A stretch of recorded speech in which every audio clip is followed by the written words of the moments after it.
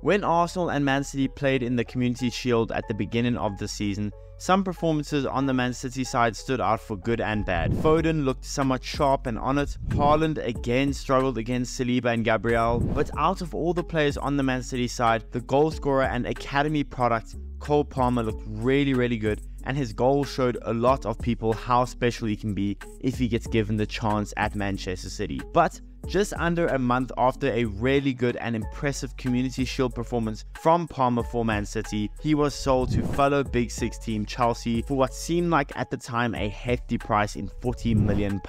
But fast forward to today, and he is one of, if not Chelsea's best players, and he's coming off his first career hat-trick against Manchester United, making that £40 million spent on him look like an extremely good and cheap price. But how did this happen? How did a player that never had consistent game time at the professional level become one of the best young talents in the world and look like a mistake on Man City's end in the span of 7 to 8 months? Well, that's what we will be talking about today. So what's going on, everyone? You are listening to Back of the Net here. I hope you guys are all doing well. Please be sure to like the video, subscribe if you guys haven't already, and let's get into it. Now, this season, Cole Palmer has been nothing short of spectacular. Going into the season, most people thought of him as a really talented and skilled young player that still needed a lot of work and a lot of time to get used to the professional football and thrive in it. That's why when Cole Palmer decided to leave Man City, a club he had gone through the ranks at from academy boy to first team player, it kind of took a lot of people by surprise. The first surprising thing about this transfer was that Cole Palmer was starting to show signs of being good enough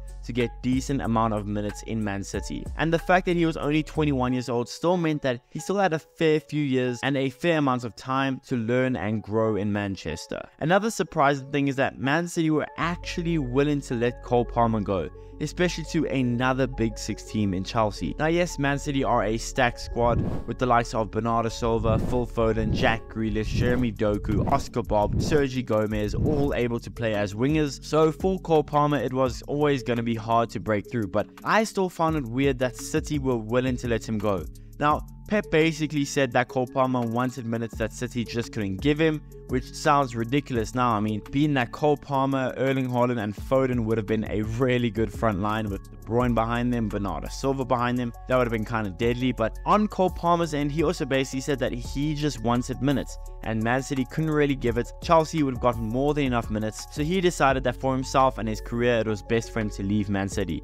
I mean, it makes sense from Cole Palmer's end, being that he only made 7 appearances for Man City last season, but I don't know. I know hindsight is 2020, but I still feel like City could have pushed to keep him for at least one more season, give him a fair go, and then maybe sell him. I don't know. Regardless, he left to Chelsea. But even before the move, like I said earlier, it was pretty easy for at least me to tell that he was a skillful young player that just really needed some game time because he had a really high ceiling. And I remember when he signed for Chelsea for £40 million, Chelsea were actually somewhat ridiculed for the transfer. I mean, the deadline day transfer was coming off the back of 2 transfer windows where Chelsea spent stupid amounts of money and basically were the laughingstock of the league for that. And on top of spending all that they did, to have spent what they did on a somewhat unproven and green 21-year-old winger and that had never proven himself at the professional level was seen as just risky and just silly at that point. But as of right now, Cole Palmer's value, according to transfer marks anyways, has almost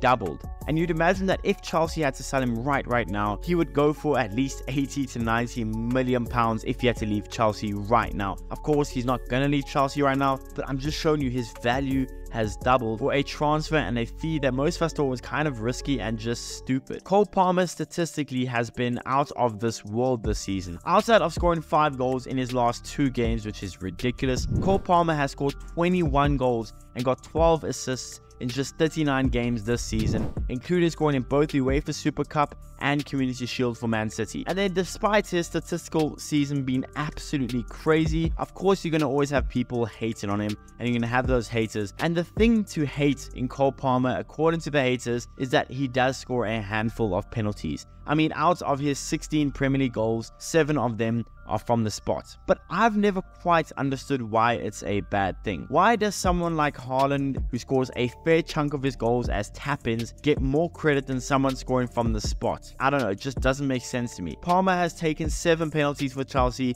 and guess what? he scored all 7 of them. Why is that something to hate on? That is a skill in itself to be able to score 100% of the penalties you take. I don't get how that's something to hate on. I don't know. I've never got that. Maybe please can you explain that to me in the comments, because it just doesn't make sense to me. But if Cole Palmer's goals and assists and just overall stats weren't impressive enough, then the fact that he is Chelsea's top goal scorer, top assist giver, first in the squad with goals per 90, second in the squad with expected goals, first in the squad with shots per 90, first with big chances created, first with chances created, third with successful dribble. I mean, if his stats earlier weren't impressive enough, then surely this is an eye-opener that Cole Palmer isn't just a penalty merchant like he's made out to be. He's a really impressive youngster that has a lot of skill, decent amount of pace, really good at dribbling, very good in the final third, very efficient in the final third. Why is he getting hated on so much by everyone that is not a Chelsea fan? From being just an academy kid at City to 8 months later being Chelsea's best player and pretty much a certain lock to be in England's squad in the Euros this summer is such an impressive accomplishment. But he's getting hated on because he scores penalties. I mean,